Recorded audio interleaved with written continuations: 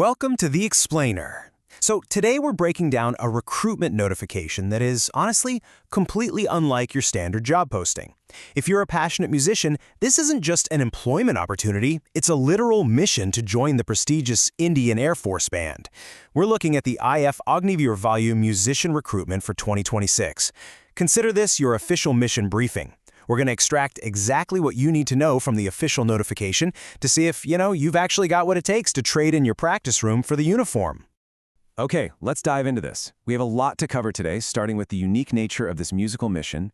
Then we'll see if you qualify, break down the salary and Sevanidhi, walk through the selection gauntlet, and finally, lock in your action plan.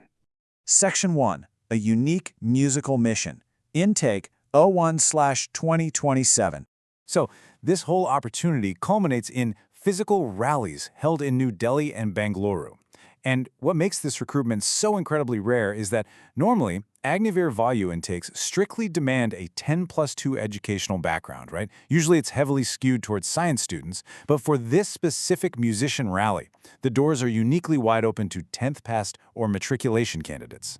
The Indian Air Force is explicitly prioritizing musical prodigies over standard academic qualifications here.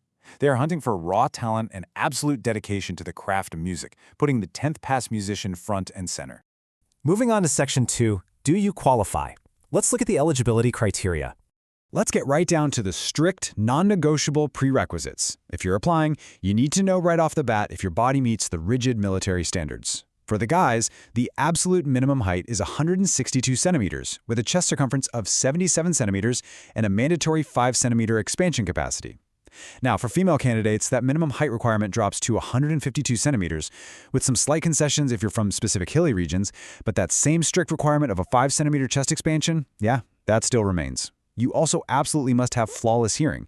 You need to be able to hear a forced whisper from 6 meters away in each ear, plus have perfectly healthy dental standards. Basically, you'll know instantly if you meet these physical metrics. Beyond the physical size, there are some very strict legal fail conditions.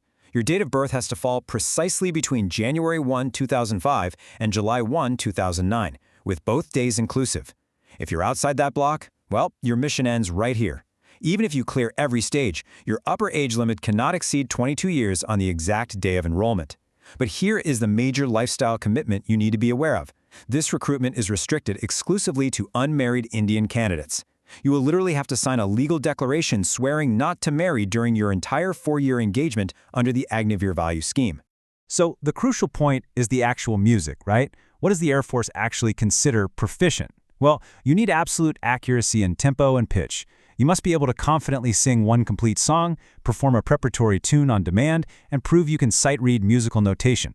And that goes for staff notation, tablature, tamic sulfa, Hindustani, or Carnatic.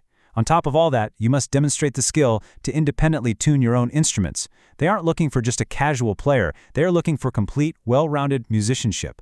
But listen, raw, undocumented talent simply isn't enough to get you through the door. The Air Force requires hard proof of your dedication. You've got to present a recognized certification. We're talking about holding at least a grade 5 equivalent from a globally recognized institute. Think Trinity College London, the Royal Schools of Music, or Berkeley. Or, for those specializing in Hindustani or Carnatic classical music, you'll need a diploma from a recognized Indian university. They will also accept recognized participation awards provided you can sight-read staff notation on wind instruments. Basically, no certificate, no entry. It's that simple. Section 3. Salary and Sevanidhi. Let's talk financial rewards. Let's move to and see how this builds. We're looking at the financial rewards of committing 4 years to the Agnipath scheme, which is the government's overarching 4-year military service model. You aren't just getting paid to play music here. You're receiving a guaranteed monthly package that grows steadily. Year 1, the package is 30,000 rupees a month.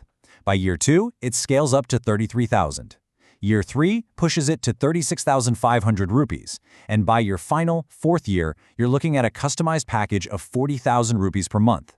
Keep in mind, you get 70% of this in hand, while the other 30% goes directly into your corpus fund, which the government actually matches. Which naturally leads us to the exit fund. At the end of your 4 years, that accumulated corpus fund unlocks, and you walk away with an incredible Sevanidhi package of approximately 10.04 lakhs. And that's actually excluding interest. It's a massive financial springboard for whatever you decide to do next in your musical or professional career. Plus, throughout your entire service, you're covered by a completely non-contributory life insurance cover worth 48 lakh rupees. So the financial backing here is highly structured and incredibly robust. Section 4. The Selection Gauntlet. This is the exhaustive filtration process.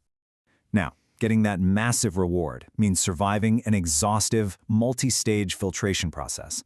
It's designed to test not just your musical mastery, but your sheer physical discipline. You've got to think of the rally as a strict sequence of hurdles. First up, they ruthlessly scrutinize your original documents. Mark sheets, music certificates, age proof, the whole shebang. If you pass that, you immediately face the physical fitness test. Only if you survive the physical test do you get to sit for the English written test. Clear that one, and you finally reach the core of the mission, the music proficiency test.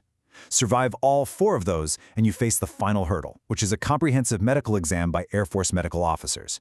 Stumble at any single step along the way, and you are going home. Let's look a bit closer at that second hurdle, the physical fitness test, because this is where a lot of musicians might actually get a shock. Before you're even allowed to touch your instrument or prove your musical worth, you have to complete a rigorous 1.6-kilometer run within very specific military timings, and that's immediately followed by sets of push-ups, sit-ups, and squats. Let me be absolutely clear based on the source text here. Failure in this physical test results in instant elimination. You literally must be an athlete as much as an artist. Which brings up a very common question. What if you're a 12th pass science student who also happens to play an instrument? Well, while you are absolutely allowed to apply, the notification is crystal clear. Academic superiority will not save you here. You still have to take the 10th grade level English test, which is 30 questions in 30 minutes, and you still have to possess the mandatory music certificates and pass that grueling practical music test.